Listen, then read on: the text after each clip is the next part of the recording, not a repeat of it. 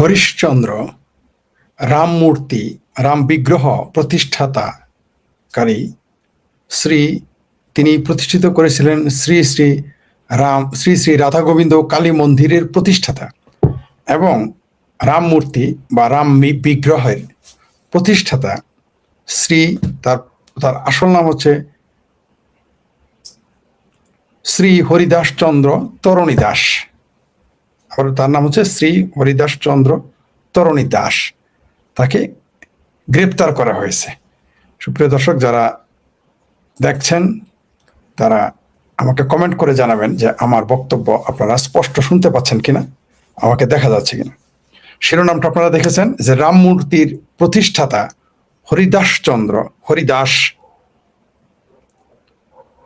চন্দ্রকে ভুয়া একটা মামলায় গ্রেপ্তার করেছে গভীর রাতে।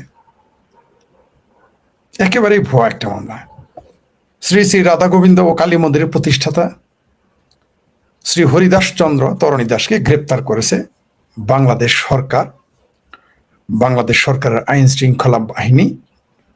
তার বিরুদ্ধে অভিযোগ তিনি 9 কোটির বেশি টাকা হুন্ডি করেছেন। 9 কোটির বেশি টাকা তিনি মানি লন্ডারিং করেছেন। এই কারণে তাকে গ্রেপ্তার করা হয়েছে। আমাদের খাঁটি বাংলা একটা প্রবাদ আছে, বলে যে সেই গল্পটা যে এক হরিণ ভাটিতে পানি খাচ্ছিল, ঝর্ণার ভাটিতে, বাঘ ছিল উপরে। তখন ওই হরিণকে খেতে গেল। হরিণ বলল, তুই জল ঘোলা করছস কেন? তাই তোরে আমি খাবো। তো বলল যে, সিংহ মহারাজ, আমি তো ভাটিতে, আপনি তো জানেন আমি কিভাবে জল ঘোলা করলাম। তো এইবার করস নাই, এর আগে তোর বাপ জল ঘোলা করছিল, তাই তোকে খাবো। মানে খাওয়ার আগে একটা অজুহাত দেখাইতে হবে, তুই জল ঘোলা করস নাই, তোর বাপে করেছে। তো এই হরিদাস, তার পূর্ণ নামটা এক সময় এক একভাবে বলে, কারণ সাধারণ নিম্নবর্ণের হিন্দু তো, তাই তার নাম একটু সবাই পূর্ণ নাম নিতে একটু লজ্জা পায়। এমনকি হিন্দুরাও, মুসলমানরা তো নিবেই না, পারলে তো তার নামটা পাল্টাই ফেলত। তার প্রকৃত নাম হচ্ছে শ্রী হরিদাস চন্দ্র তরণী দাস। শ্রী হরিদাস চন্দ্র তরণী দাস। তার বিরুদ্ধে অভিযোগ হলো তিনি মানি লন্ডারিং করেছেন। এত টাকা কোথায় পেলেন? আচ্ছা, একটা লোক যদি দুর্নীতিবাজ হয়, সে তো টাকা মেরে সুইজারল্যান্ডে চলে যাবে, সুইস ব্যাংকে রাখবে, নিজের পক্ষে ভারতে রাখবে। যেহেতু হিন্দু মানুষ, আপনাদের ধারণা হিন্দু মানুষ হলে সব টাকা ভারতে রাখে। কিন্তু বেগম বাজারে তো আমি তো হিন্দু খুঁজে পাই না। ওই যে কানাডার যে বেগম বাজার, সুইস ব্যাংকে যে টাকা রেখেছে, তাদের হিন্দুর সংখ্যাটা কত একটু আমাকে বলবেন আপনারা? নামগুলো একটু দেখান তো। 146 গুণ বেড়েছে ডক্টর ইউনূস ক্ষমতায় আসার পরে। এখনো কি ভারত হিন্দুদের রেখেছে? এখনো কি বাংলাদেশে ভারত সরকার চলে, হিন্দুর সরকার চলে, না আওয়ামী লীগের সরকার চলে নিজের পক্ষে? তো এখন এই সুইস ব্যাংকে কে টাকা রাখে, কারা রাখে? তাদের সংখ্যা কত? তাদের যদি সংখ্যা 1000 হয়, তার মধ্যে বড়জোর 5টা পাবেন হিন্দু, আর 995 জন তো পাবেন মুসলমান। ও ভারতের টাকা রাখা খুব খারাপ, কিন্তু সুইজারল্যান্ডে রাখা ভালো, তুরস্কে রাখা ভালো, তাই না? দুবাই রাখা ভালো, আমেরিকা নিয়ে যাওয়া ভালো, কানাডাতে নিয়ে যাওয়া ভালো, সিডনিতে নিয়ে যাওয়া, এগুলো ভালো, তাই না? যাই হোক, সেটা আপনাদের ব্যাপার। তাহলে এই তরণী দাস, এই হরিদাস, ঠিক আছে, এই হরিদাসকে যদি আপনারা মনে করেন যে সে টাকা মেরে চলে যাবে, তাহলে সে একটা সাধারণ পরিবার সন্তান। তার পরিবারের মানুষ এখনো অর্থ কষ্টে থাকে, বিলাসবহুল জীবনযাপন করে না। না খায় না থাকলেও বিলাসবহুল জীবনযাপন তো করার প্রশ্নই আসে না। 40 কোটি টাকার একটা প্রজেক্ট যে করতে পারে, সে কি ওখান থেকে 20 কোটি টাকা 10 কোটি টাকা নিয়ে পালায় যাইতে পারতো না? আগে সে তো আগেই ভারতে চলে যেতে পারতো। নিতেন পক্ষে ভারতে 40 কোটি টাকা থাকলে সে তো বহু জায়গায়, 9 কোটি টাকার যদি তার ক্ষমতা থাকে, বিভিন্ন জায়গায় চলে যেতে পারে। সে ওইখানে আপনার জন্য গ্রেপ্তার হওয়ার জন্য বসে থাকবে? তার বিরুদ্ধে আবার কেউ কেউ অভিযোগ করেছেন, এমনকি হিন্দুরাও, যে সে নাকি জামাতের লোক, সরকারের লোক। এখন কি প্রমাণ হলো? আমি জানতাম সে জামাতেরও না, সরকারও না। সে তার ধর্মের প্রতি সে ডিভোটি, সে তার ধর্মের প্রতি তার দরদ আছে, থাকতেই পারে। মুসলমানদের যেমন তার ধর্ম, চরমনের পীরেরা, আপনারা কি এটা জানেন না যে একটা লোক পীরের অন্ধভক্ত হয়ে গেলে নিজের বউরে পর্যন্ত দিয়ে দেয়, শালিরে দিয়ে দেয়, বোনেরে দিয়ে দেয়, মায়েরে দিয়ে দেয়। ধর্ম মানুষকে এরকম অন্ধ করে। সে ধর্মান্ধ হয়ে সে ধর্মের প্রতি এত অন্ধ, বা তার বিশ্বাস সেটা, সে স্বর্গে চলে যাবে, মুক্তি পাবে, মোক্ষ পাবে। সেই জন্য সে মন্দির বানিয়েছে এবং পাশাপাশি একটা রাম মূর্তি বানাচ্ছে তার বিশ্বাস থেকে।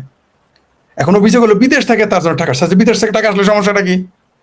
ধরেন বিদেশ থেকে তারা মন্দিরের জন্য টাকা দিচ্ছে, এটি অপরাধ। আমি যদি পৃথিবীতে কোনো দেশে মন্দির, মসজিদ, গির্জা প্রতিষ্ঠার জন্য টাকা দেয়, সেটা কি অপরাধ? সেটা তো অপরাধ না। যদি তাকে কেউ দিয়েও থাকে সেটা অপরাধ না। তার সে বড় কথা সে নেয় নাই। তার উকিল কি বলেছে যে তার সমস্ত এই দেশের যারা তারাই তাকে টাকা দিয়েছে, অনুদান দিয়েছে। এত শত শত হাজার হাজার লাখ লাখ মাদ্রাসা বানাইলেন বিদেশি টাকা দিয়ে, ওটা আরাম। আর এই হরিদাস চন্দ্র, তরণী দাস, সে বাংলাদেশের হিন্দুদের কাছ থেকে টাকা, এখানে যে মুসলমানের টাকা নেই তাকে আমরা বুঝলেন। এখানে যদি 5,000 লোক অনুদান দিয়ে থাকে, এর মধ্যে অন্তত 100 লোকের অনুদান আছে, তারা মুসলমান। আপনি মনে করেন খালি ওই হিন্দুরাই খালি মসজিদ বানায়? 2-4 জন মুসলমান আছে তারা মন্দিরে চাঁদা দেয়, এই বাংলাদেশে দেয়, আওয়ামী লীগ বিএনপিরাই দেয়, এমনকি জামাতের লোকেরাও চাঁদা দেয়। সেই খবর তো আপনারা এই এই মন্দিরে যে জামাতের লোক, বিএনপি লোক, আওয়ামী লীগের লোকের নেতারা চাঁদা দেন, তার গ্যারান্টি কেমনে দিলেন মুসলমানেরা? সেই প্রসঙ্গ আমি রাখলাম। তরণী দাস বিরাট পাপ করে ফেলছে, এই এই হরিদাস বিরাট পাপ করে ফেলছে, কারণ সে নিম্নবর্গের হিন্দু, তারপরে আবার কম শিক্ষিত, নামমাত্র শিক্ষিত। তার জন্য তার বিরাট অপরাধ হয়ে গেছে কিছু কিছু হিন্দুদের চোখে।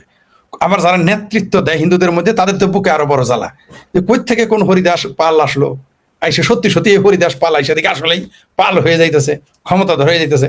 এদের আবার লজ্জা, একজন উকিল, ডক্টরেট, ইঞ্জিনিয়ার, ডাক্তার, ব্যারিস্টার, তাদের আবার ইজ্জত চলে যায় যে একটা ইন্টারমিডিয়েট পাস একটা ছেলে তাও নিম্ন বর্ণের আইসে হিন্দুদের নেতা হয়ে যাবে। আহা। কিন্তু মুসলমানদের উষ্টা খাইতে সমস্যা নাই, তাদের থাবড়া খাইতে সমস্যা নেই। আজকেও দেখলাম যে বাংলাদেশের একজন নায়ক হিন্দুদের মালনের বাচ্চা বলে ডাকলো, একজন বিখ্যাত কিংবদন্তি নায়ক সোহেল রানা, শিক্ষিত মানুষ, কিন্তু ঢাকা বিশ্ববিদ্যালয়ে পড়ালোক, প্রকাশ্য টিভিতে বলে মালনের বাচ্চা বলে, মালওয়ান বলে হিন্দুদের। তাহলে এই যে আমি আপনাদের বলেছি সারা বাংলাদেশে হিন্দুদের যে মালনের বাচ্চা বলে মৌলবীরা, আমি কি ভুল বলেছিলাম? একজন ঢাকা বিশ্ববিদ্যালয়ের ছাত্র, একজন মুক্তিযোদ্ধা, একজন নায়ক, কিংবদন্তি নায়ক, ইসলাম বিরুদ্ধে যা তাই সব জীবন করছে সারা জীবন, এখন টুপি পরে চাপা মারে। যৌবনকালে সব বাংলাদেশ অভিনেতা দেখবেন, সব নায়ক নায়িকা দেখবেন যৌবনকালে যা ইচ্ছা তাই ফাতরামি যত আছে, গাঁজা খাওয়া, মদ খাওয়া, লুচ্চামি করা, ভণ্ডামি করা, বদমাইশি করা, এমনি তো অভিনয় হারামি, নাচ গান তো হারামি। যেই না একটু বয়স ভাটি পরে সব তখন বোরখা পরে নায়িকা হইলে চুল পর্যন্ত দেখে, দেখবেন আনোয়াররা দেখবেন চুল পর্যন্ত দেখা যায় না। আরে বাপরে বাপ, আর মেয়া কিন্তু এখন অভিনয় করে। আর তার চুল দেখলে এখন কি হবে? তার চুল যদি দেখায় তাহলে দুজকে চলে যাবে। বুড়া বয়সে, দাদির বয়সে চুল দেখালে বেজ্জতি হয়ে যাবে, বেশ দুজকে চলে যাবে। কিন্তু চুল ভাই আগে মনে ছিল না, এগুলা শত শত সিনেমা করছে তখন মনে ছিল না। সোহেল রানার মতো লোক হিন্দুদের মালনে বাচ্চা বলে গালি দিচ্ছে, দেখেন আজকে টিভিতে, এটা নিয়ে আসতেছি পরে লাইভে এই প্রসঙ্গে। মুসলমানেরা যতই মুক্তিযোদ্ধা হোক, ভারত বিদ্বেষ, হিন্দু বিদ্বেষ থাকবেই, সেটা অশিক্ষিত হোক, মূর্খ হোক, আর ঢাকা বিশ্ববিদ্যালয়ের ইকবাল হলের ছাত্র নেতা, ছাত্রলীগ করা হোক, তারপরেও সে প্রকাশ্য হিন্দুদের মালাউনের বাচ্চা বলে গালি দিছে। মালাউন বলছে, মালাউন।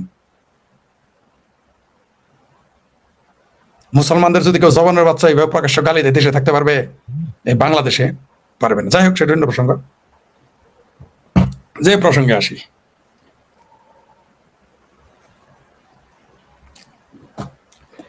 এই হরিদাসকে গ্রেপ্তার করলো মধ্যরাতে, মানে গভীর রাতে। সে কিন্তু একটা কথা বলেছে যে 10টা খুন করলো এইভাবে পুলিশ ধরে না, এই কথাটা কিন্তু সে বলছে। বলার পরে কি করলো, সাংবাদিকেরা যখন তাকে জিজ্ঞেস করলো, কথাই বলতে দিল না, পুলিশ তাকে থামে দেয়, চুপ চুপ চুপ, কথা বলবি না, এগুলো বলতেছে। জঙ্গিরা যখন সাংবাদিকদের সাথে কথা বলে, ঠেকায় না কেন? হরিদাস চন্দ্র কি হরিদাস কি জঙ্গি? ও যদি পালায় যাইতো, ভারতে পালায় যাওয়া খুব কঠিন কাজ, সে তো আগেও পালায় যেতে পারতো। সে তো 2024-এর আগস্টের আগেও পালায় যেতে পারতো। এখনো তো মানুষ পালায় যাইতেছে, যায় না? বাংলাদেশের 1 থেকে 1.5 কোটি মুসলমান পালায় গিয়ে ভারতে গিয়ে কাজকর্ম করে খায়। এই হরিশচন্দ্র, এই হরিদাস চন্দ্র এখান থেকে 10-20 কোটি টাকা নিয়ে চলে যেতে পারতো না? কিন্তু সহ্য হইতেছে না। বাংলাদেশের এই জঙ্গিবাদী, মৌলবাদী, হেফাজতি, জামাতি, সামরানাই পীর, মিক্রমপুরীরা এমন চাপ সৃষ্টি করেছে যে বাংলাদেশ সরকার তাকে অ্যারেস্ট করছে। কারণ সরকার তো জঙ্গিবাদী রাষ্ট্রদের কাছে চলে আসছে, তাদের নিতে হবে। কি দোষ তার? 9 কোটি টাকা সে হুন্ডি করেছে। মোতালে প্লাজা কত কোটি টাকা প্রতিদিন হুন্ডি হয়? নাম শত বললাম, মোতালে প্লাজা কত কোটি টাকা প্রতিদিন, প্রতি ঘন্টায় কত কোটি টাকা হুন্ডি হয়? নবাবপুর মার্কেটে প্রতিদিন কত কোটি টাকা হুন্ডি হয় বলেন তো দেখি, বুকে হাত দিয়ে বলেন। আর অন্যান্য বাদ দিলাম, বাংলাদেশ থেকে টাকা হুন্ডি কারা করে না? টাকা হুন্ডিতে জামাত, আওয়ামী লীগের আমলেই ফার্স্টে ছিল। এই জামাতে ইসলামের লোকেরা এই হুন্ডি ব্যবসায় ফার্স্ট। এখন তাহলে কি তারা হুন্ডির ব্যবসা, এই যে বাংলাদেশ থেকে যে লাখ লাখ লোক যায় চিকিৎসা করতে, লাখ লাখ, একজন কি টাকা হাতে করে নিয়ে যায়? সব তো হুন্ডি করে নিয়ে যায়। অ্যারেস্ট করেন না কেন? সরকার চাইলে আপনাকে যে কোনো অজুহাতে গ্রেপ্তার করতে পারে। প্রয়োজনে বলবে তুই ভাটিতে আসছ, তাতে কি তোর বাপ জল ঘোলা করেছিল একদিন উজানে থেকে, তাই তরে খাম। সরকার চাইলে যে কোনো অজুহাত দিতে পারে। মুসলমানদের তো অজুহাতের অভাবই নেই। মানে ওই গল্পের সিংহের চাইতে, বাঘের চাইতে, উজানে থাকা বাঘ সিংহের চাইতে মুসলমানদের অজুহাত বেশি। অজুহাতের অভাব নাই। একটা রাম, এই যে মানুষ না বলে, মুসলমানরা বলে মূর্তির কোনো ক্ষমতা নাই। আমি তো দেখলাম এই প্রথম, আমিও জানি, আমিও বিশ্বাস করি যে পাথরের মূর্তি হোক আর মাটির মূর্তি হোক, কোনো ক্ষমতা নেই। অবশ্য স্বর্ণের মূর্তির ক্ষমতা আছে। কারণ স্বর্ণের মূর্তি যদি হয়, তাহলে আরবরা যখন আসছিল ভারতে, স্বর্ণের মূর্তিগুলো কিন্তু নিয়ে চলে গেছিল, মাটির মূর্তিগুলো ভেঙে গেছে। ইসলামী ইতিহাসের ছাত্র সবাই জানে। কারণ স্বর্ণের মূর্তি কেন হয়ে গেছে? ওইগুলো পিকালকে বেচা যায়, ব্যবসা করা যায়, ওটা তো মূল্য আছে। মাটির মূর্তিগুলো ভেঙে চলে গেছে, নিয়ে যায়নি। আপনি বাংলাদেশে এখনো রাখেন স্বর্ণের মূর্তিগুলো, চুরি করবে, ডাকাতি করবে, ভাঙবে না। মাটির বলে ভাঙে, পাথরের বলে ভাঙে। আমি আপনাদের হিন্দুদের একটা পরামর্শ দিই, স্বর্ণের মূর্তি স্বর্ণের বানান, স্বর্ণটা থেকে যাবে, প্রতীকীভাবে বিসর্জন দিবেন নদীতে, আবার তুলে এনে রেখে দিবেন, দেখবেন তাহলে এটা কাজে কাটবে। আমার ধারণা এটা করা উচিত। এটা করলে আরো ভালো হবে। স্বর্ণের মূর্তি বানালে, দুর্গার মূর্তি বানাবেন স্বর্ণের, গণেশের মূর্তি বানাবেন স্বর্ণের, তাহলে কি হবে? ওটা থেকেও যাবে সারা জীবন। প্রত্যেকে বিসর্জন দিয়ে আবার নিয়ে এসে পড়বেন। এটা আপনাদের একটা ভালো বুদ্ধি দিলাম। আমি কিন্তু প্রথম দিলাম, পরে আবার শুরু করে বললেন আমাকে বলছে, তোমাকে বলছে। যেমন মহাভারত ব্যাংক তৈরি করার বুদ্ধি আমি প্রথম দিয়েছি, আর পরে বানা করে বললেন না যে অমুক জনে দিয়েছিল, স্বপ্ন দেখছিলাম, দাদাই দেখছিল, ভুলে গেছিল। যাই হোক, প্রকাশ অন্তত আমি বলেছি, মনে মনে কেউ বলতেই পারেন, ভাবতে পারেন। যেটা বলতেছিলাম, কেন হরিশচন্দ্রকে গ্রেপ্তার করা হলো? 9 কোটি টাকা হুন্ডি করেছে, যদিও প্রমাণ হয়নি এখনো। সবচেয়ে মজার বিষয়, তার বিরুদ্ধে এর আগে যে মামলা হয়েছিল, সেই ব্যক্তি একাই 350 মামলা করছে। আচ্ছা, আপনারা আমাকে এখন বলেন, পৃথিবীতে কোন ব্যক্তি 350 মামলা করে? ডাউট বাটপার ছাড়া আর ভুয়া মামলা ছাড়া সম্ভব এটা? পৃথিবীর কোনো ব্যক্তি 3টা মামলা করতে পারতে, 5টা পারে, 10টা পারে, 20টা পারে। একটা লোকের এত মামলা কেন করতে হবে? বা 25টা করতে পারে, 30টা করতে পারে ধরলাম, বা প্রতি বছর একটা করে মামলা করলে, একটা মানুষের বয়স 50 হলে সে 50টা মামলা করতে পারে। তাইলে যে লোক 350 মামলা করছে, সেই ব্যক্তি বাদী হলো হরিদাসচন্দ্রের মামলার বাদী। এরপরও আপনাদের আকল আসে না যে এটা ফাতরা মামলা, ভুয়া মামলা। এই সরকার যে একটা ফাতরামি করেছে। হরিদাসচন্দ্রের সাথে আমার শনিবার রাতে সর্বশেষ কথা হয়েছিল, রবিবার রাতে তিনি গ্রেপ্তার হলেন। তার সাথে আমার আগেও কয়েকবার কথা হয়েছে। তিনি আমাকে বলতেন, না ভাই, আমাকে গ্রেপ্তার করবে না, পুলিশ গোয়েন্দা সংস্থা আমার বলছে আমার দুর্নীতি কোনো খুঁজে পায় নাই। আর পাবে কেন ভাই? আমার তো কোনো দুর্নীতিই নেই, আমি জনগণের টাকায়, মানুষের টাকায়, আমি ভক্তদের টাকায় আমি এগুলো করি। আমি তা না, আমাকে মেরে ফেলতে পারে কেউ, কিন্তু পুলিশ আমাকে গ্রেপ্তার। আমি বলছি, না, পুলিশ আপনাকে গ্রেপ্তার করবে। আপনি তাদের মিষ্টি মিষ্টি কথায় ভুলেন না। পুলিশের মিষ্টি মিষ্টি কথা মানেই আপনাকে গ্রেপ্তার করবে। বারবার বলেছে আপনি কিন্তু গ্রেপ্তার হবেনি, তবে আপনাকে একটা সুযোগ দিয়েছে পালিয়ে যাওয়ার জন্য। অর্থাৎ আপনি পালিয়ে গেলে সরকারও বাঁচলো, তাহলে এদের জবাব দিতে পারবে, ঝামেলায় পড়বে না। কারণ আপনারা গ্রেপ্তার করলে যত কিছুই করুক, আপনারা গ্রেপ্তার করলে সরকার একটু ঝামেলায় পড়বেই, যতই আপনি দুর্বল হয়ে থাকেন। বলে ভাই, আমি একটা দুর্বল মানুষ, আমার গ্রেপ্তার করলে কি হবে? না, আপনার গ্রেপ্তার করলে ঝামেলা হবে, তবে আপনারা গ্রেপ্তার করবে। প্রথমে আপনি পালায় যাওয়ার সুযোগ দিবে, তারপরে পালায় গেলে আপনার নামে বহু সুন্দর সুন্দর গল্প ছড়াবে সমাজে, সরকারও ছড়াবে, এরাও ছড়াবে, বাস। আর একটা কারণ হলো যে সে যেহেতু নিচু জাতের, তাকে ওখান থেকে তাড়িয়ে উঁচু জাতের হিন্দুরা গিয়ে ওই জায়গাটা নিবে। কারণ সে 2টা মন্দির বানাইছে, একটা রাম মূর্তি স্থাপন করছে, তার উপর আবার একটা হাসপাতাল করেছে, তার করতেছে, আর আর বৃদ্ধাশ্রম কমপ্লিট। এগুলো দেখে কারো সহ্য হইতেছে না, এটা কারো সহ্য হচ্ছে। মনে করেন আমি আগামীতে যদি মনে করেন যে আমাদের পক্ষের সরকার আসলো, আর আমি 10,000 কোটি টাকার একটা প্রজেক্ট নিলাম, দেখবেন আমার আওয়ামী লীগের লোকের জেলে বাড়িতে যা যা করার আমার করবে। আমার একটা স্বপ্ন আছে যে বাংলাদেশের সবচেয়ে বড় প্রাইভেট হসপিটালটা করবো, যেখানে খুব কম টাকায় চিকিৎসা হবে, খুব কম টাকায়, নো লস নো প্রফিট। একটা টার্গেট আছে, দেখবেন আমাকে করতে দিবে না, বা করলেও আমার বলবে এত টাকা কোথায় পেলো? 10,000 কোটি টাকা বুঝছেন তো, 5,000 কোটি টাকা বুঝছেন তো, কত টাকার ব্যাপার। এটা আমার 500 বছর আয়ু থাকলো আমি কামাই করতে পারবো, তাহলে কোথায় পাবো? পাবো। মানুষ দেয়, মানুষ যখন তার বিশ্বস্ততা অর্জন করে, যেমন এই যে হরিদাস বিশ্বস্ততা অর্জন করেছিল। আপনারা তারা সিটার বাটপার যাই বলেন, আপনি পারেন না কেন? আপনি করে দেখেন 40 কোটি টাকা, 40 কোটি টাকার একটা প্রজেক্ট আপনি করে দেখেন তো, পারবেন না? আপনি 4 কোটি টাকারই পারবেন না, পারবেন না। আপনি করে দেখেন, আপনি পারবেন না। হরিদাসচন্দ্র পারতেছিল, আপনারা সেটা ধ্বংস করে দিলেন সব পক্ষই। আর ওই যে কালকেই কিন্তু আমি ভিডিও বানাইছি যে হিন্দুরা হিন্দুদের বন্ধু হয় না। প্রিয় শ্রী প্রিয়রঞ্জন কুণ্ডু আজ থেকে অনেক বছর আগে 99 সালে একটা কিতাব লিখেছিলেন যে হিন্দু হিন্দুর শত্রু। যদিও দেখলাম যে হিন্দু বৌদ্ধ খ্রিস্টান ঐক্য পরিষদ নাকি একটা বিবৃতি দিয়েছে তার পক্ষে, কিন্তু ঐক্য বিবৃতি দিবে না, অনেক হিন্দুরা বিবৃতি দিবে না, বরং তাকে সারা জীবন জেলে রাখা যায় কিভাবে বা মেরে ফেলা যায় কিভাবে সেই সকল ব্যবস্থা করবে। কিন্তু মনে রাখেন, চিন্ময় কৃষ্ণ দাসকে ইসকনের নেতাকে গ্রেপ্তার করে সরকার এবং মুসলমানরা যে বিপদে পড়েছে, এই হরিদাস চন্দ্র কিন্তু মরা শামুক, চিন্ময় কৃষ্ণ দাস কিন্তু তাজা শামুক। আমাদের গ্রামে একটা কথা আছে, মরা শামুকে কিন্তু পাও কাটে।